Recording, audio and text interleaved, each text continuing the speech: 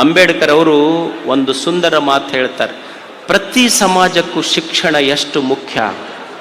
ನಿನ್ನಲ್ಲಿ 2 ರೂಪಾಯಿ ಇತ್ತು ಅಂದ್ರೆ 1 ರೂಪಾಯಿ ನಿನ್ನ ಆಹಾರಕ್ಕಾಗಿ ಖರ್ಚು ಮಾಡು.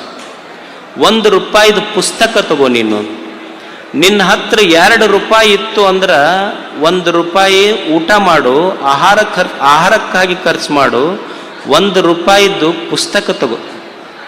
ಯಾಕಂದ್ರೆ 1 ರೂಪಾಯಿ ಕೊಟ್ಟ ಖರೀದಿಯ ಆಹಾರ ನಿನ್ನನ್ನು ಬದುಕಿಸ್ತೈತಿ.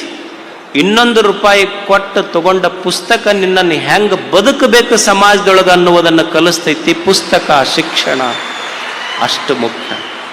ಅದಕ್ಕಾಗಿ ಇಲ್ಲಿ ಗುರುಗಳು ಒಂದು ಶಿಕ್ಷಣ, ಸಮಾಜ ಎಲ್ಲವನ್ನು ಮಾಡಿದ್ದಾರೆ.